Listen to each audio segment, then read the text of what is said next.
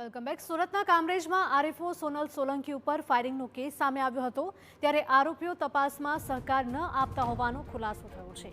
ગોળ ગોળ જવાબ આપીને પોલીસને ગેરમાર્ગે દોરવાનો પણ પ્રયત્ન કરવામાં આવી રહ્યો છે।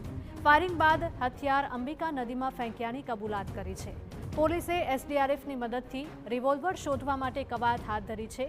6 કલાકની શોધખોળ બાદ પણ રિવોલ્વર હાથ નથી લાગી। પતિ પત્ની વચ્ચેના ઝઘડાના કારણે ફાયરિંગ કર્યાનો ઘટસ્ફોટ થયો છે। ઘાયલ આરએફઓ સોનલ સોલંકી સુરતની હોસ્પિટલમાં સારવાર હેઠળ દાખલ છે।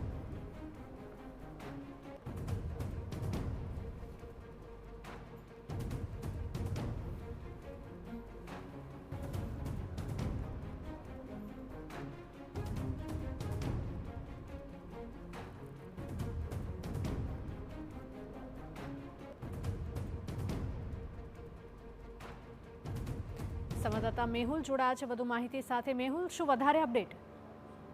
जी बिल्कुल हिरल, थोड़ा दिवस अगाऊ सूरतना आरएफओ सोनल सोलंकी पर कामरेजना वाव ચોખા रोड पर फायरिंग थयुं हतुं। आ घटनामां पोलीसे गणतरीनी कलाकोमां ज जे आरोपी નો પતિ છે નિકુંજ ગૌતમી અને શૂટરને દબોચી લીધા હતા અને તેઓ વિરુદ્ધ કાર્યવાહી હાથ ધરી હતી। બંને હાલ 7 દિવસના રિમાન્ડ પર છે, ત્યારે બંને રીઢા ગુનેગાર માફક ગોળ ગોળ પોલીસને જવાબ આપી રહ્યા છે। ત્યારે જેને ફાયરિંગ કર્યું હતું તે ઈશ્વરપુરી ગૌસ્વામીએ હથિયાર નવસારીની અંબિકા નદીમાં ફેંક્યું હોવાનું જણાવતા પોલીસે એસટીએફની ટીમ સાથે શોધખોળ હાથ ધરી હતી। જોકે 6 કલાકની લાંબી શોધખોળ બાદ પણ હથિયાર મળી આવ્યું ન હતું, ત્યારે પોલીસે હાલ વધુ પૂછતાછ હાથ ધરી છે। આમ બંને આરોપીઓ રીઢા ગુનેગાર માફક પોલીસને પણ પરચેવો વળાવી રહ્યા છે।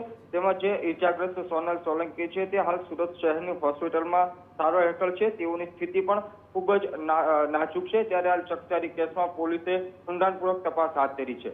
બિલકુલ, માહિતી બદલ આપનો આભાર। પોલીસે એસડીઆરએફની મદદથી રિવોલ્વર શોધવા માટે કવાયત હાથ ધરી છે। 6 કલાકની જહેમત કરવામાં આવે છતાં પણ રિવોલ્વર હાથ નથી લાગી।